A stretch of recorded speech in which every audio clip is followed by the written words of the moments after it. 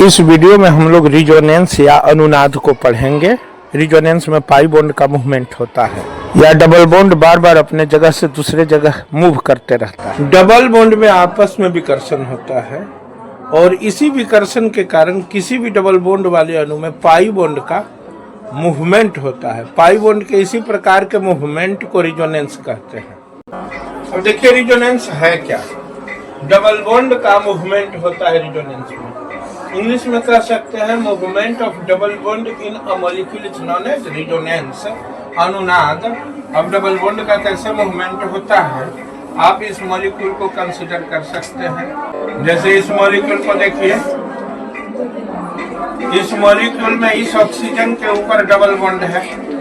आपको पता है कि डबल बॉन्ड में 2 इलेक्ट्रॉन होता है, सिंगल बॉन्ड में 1 इलेक्ट्रॉन होता है। अब देखिए यहाँ होता क्या है। यहाँ जो रिजोनेंस हो रहा है उसका 2 कारण है। पहला तो कारण है ये डबल बॉन्ड। डबल बॉन्ड के इलेक्ट्रॉनों में आपस में रिपल्सन होता है क्योंकि 2 इलेक्ट्रॉनों पे निगेटिव चार्ज होता है। और आप लोगों ने 11 क्लास में देखा है कि कार्बन और ऑक्सीजन के बीच में ये सिग्मा बॉन्ड है और ये जो डबल बॉन्ड है वो पाई बॉन्ड के रूप में रहता है। आप लोग 11 क्लास में पढ़े थे हाइब्रिडाइजेशन में। तो ये रहा पाई बॉन्ड दोनों साइड रहता है ना। ये जो पाई बॉन्ड है ये दोनों तरफ रहता है। ये है पाई बॉन्ड और एक उसमें से सिग्मा बॉन्ड है। तो सिग्मा बॉन्ड के ऊपर से पाई बॉन्ड कवर करके रहता है इस तरह से, ऐसे जैसे ये कलम है सिग्मा बॉन्ड तो ये मेरा दोनों हाथ है पाई बॉन्ड। अब ये भी इलेक्ट्रॉन का बादल है और ये भी इलेक्ट्रॉन का बादल है तो दोनों में विकर्षण होगा ना। विकर्षण के चक्कर में ये बॉन्ड टूट जाता है। टूट गया। अब कार्बन और ऑक्सीजन के बीच का बॉन्ड टूटा तो वो बॉन्ड किस पे जाकर के टिकेगा, कार्बन पे या ऑक्सीजन पे? जरा सोच के बताइए। Oxygen is more electronegative respect to carbon. Carbon के तुलना में ऑक्सीजन ज्यादा इलेक्ट्रोनिगेटिव होता है। और ये हम बताए थे पहले भी, ये तीर का चिन्ह बता रहा है। ये पीरियोडिक टेबल में हम तीर का चिन्ह दिखाए थे। कार्बन से ज्यादा नाइट्रोजन, नाइट्रोजन से ज्यादा ऑक्सीजन, ऑक्सीजन से ज्यादा फ्लोरीन, फ्लोरीन से ज्यादा नियन इलेक्ट्रोनिगेटिव होता है, यानी विद्युत ऋणात्मक, यानी इलेक्ट्रॉन को अपने तरफ खींचने वाला। अब विद्युत धनात्मक मतलब इलेक्ट्रॉन को लूज करने वाला। तो यहाँ ये डबल बॉन्ड उखड़ करके कहाँ आ जाएगा? ऑक्सीजन पे आ जाएगा। डबल बॉन्ड फान करके कहाँ चला जाएगा?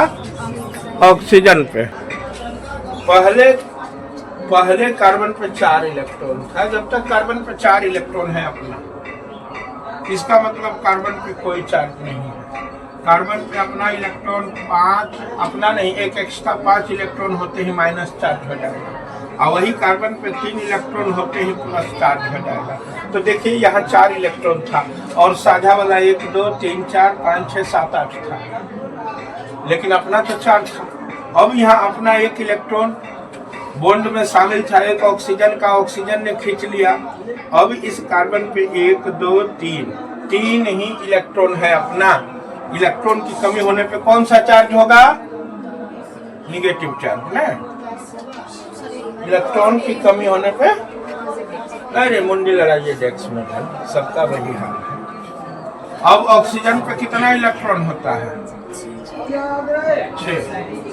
तब तक न्यूट्रल होता है, लेकिन ऑक्सीजन पे जैसे ही 7 इलेक्ट्रॉन होगा उस पे निगेटिव चार्ज हो जाएगा। ऑक्सीजन पे जैसे ही 5 इलेक्ट्रॉन होगा उस पे पॉजिटिव चार्ज होगा। यहाँ मैंने पहले से कंडीशन दे दिया था कि 3 इलेक्ट्रॉन होने पे प्लस चार्ज होगा, तो आप लोग निगेटिव बोल रहे हैं। क्या बात है। अब जरा ऑक्सीजन पे बताइए कितना इलेक्ट्रॉन हुआ है अपना। अब रिपल्सन तो हो ही रहा था, लेकिन अब एक नया बात आ गया। रिपल्सन के बाद इलेक्ट्रॉन कार्बन पे नहीं ऑक्सीजन पे कलेक्ट होगा, क्योंकि कार्बन से ऑक्सीजन ज्यादा ऋणात्मक है, अतः बॉन्ड का दोनों इलेक्ट्रॉन ऑक्सीजन पर जमा हो जाता है। रिजोनेंस के इस प्रोसेस को अब हम लोग सिस्टमेटिक वे में फिर से देख रहे हैं। तो आइए देखें। 4 के जगह 3 इलेक्ट्रॉन होने के कारण कार्बन पर प्लस चार्ज हो गया और 6 की जगह 7 इलेक्ट्रॉन होने के कारण 1 2 3 4 5 6 7 इस पे माइनस चार्ज हो गया। क्लियर है? अब ये प्लस चार्ज है ना, अब ये खींचेगा कार्बन। अब क्यों खींच रहा है?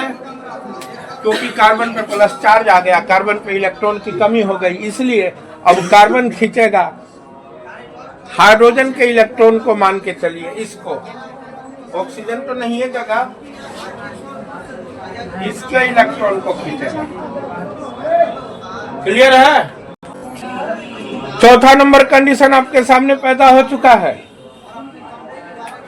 इस दोनों इलेक्ट्रॉन को जब ये खींचता है तो ये दोनों इलेक्ट्रॉन यहाँ से हट करके यहाँ डबल बॉन्ड में कन्वर्ट हो जाते हैं और इस पर प्लस चार्ज हो जाता है। यही कंडीशन देखिए यहाँ पे है, यही कंडीशन यहाँ पे हो चुका है।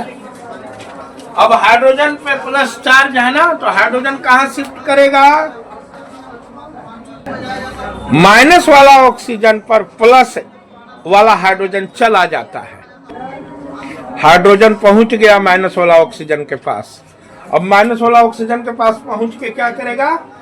रफा दफा करेगा। इसका एक इलेक्ट्रॉन कम है, इसका एक इलेक्ट्रॉन ज्यादा है। बोलेगा कि आजा हम लोग आपस में मामला को फिट कर लें। देखिए छठा नंबर पे क्या हुआ। नंबर 1 से लेके नंबर 6 तक एक ही बात हुआ कि ये जो हाइड्रोजन यहाँ था, इस मॉलिक्यूल के अंदर होने वाले डिफरेंट चेंजिंग के कारण ये अब यहाँ से उठ के यहाँ पहुंच चुका। क्लियर है? अब 7वां स्टेप में अब इसके बीच में भी तो रिपल्सन होगा ना, बोलिए ना जी। जो इधर हुआ है वो इधर भी तो होगा, होगा कि नहीं होगा? जो प्रोसेस आपने देखा अब वही प्रोसेस नीचे वाले के साथ शुरू हो रहा है, फिर से वही रिपीट हो रहा है। अंतर यह है कि इसके 1 नंबर में ऊपर रिपीट हुआ था, इसके 1 नंबर में नीचे रिपीट हो रहा है। देख लीजिए 2 नंबर में। हालांकि इस स्टेप को मैं थोड़ा सा आगे भेज दिया हूं। वास्तव में इसके जैसा इसका 6 नंबर ही 1 नंबर है, ये 7 नंबर 2 नंबर के जैसा है, और ये 8 नंबर 3 नंबर के जैसा है। देख लीजिए ना, देख रहे हैं?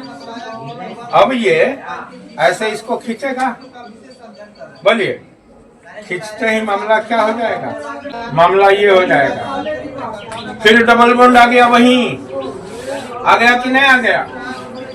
हाइड्रोजन पे प्लस चार्ज हो गया और नीचे वाला ऑक्सीजन पे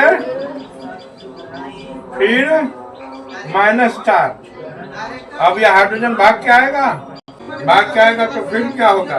पहले वाले अवस्था में ये मॉलिक्यूल चला गया। अब फिर से शुरू होगा ये सारा प्रोसेस, और ये उसके बाद यही होते रहता है। इसी घटना को रिजोनेंस बोलते हैं। ये 2 तरह का होता है, पॉजिटिव और निगेटिव रिजोनेंस। इसी घटना को शॉर्ट में आप ऐसे दिखा सकते हैं, ऐसा था ऐसा हुआ नहीं, अब फिर ऐसा से ऐसा होगा। यानी इसके बीच में आप इक्विलिब्रियम दिखा दीजिए।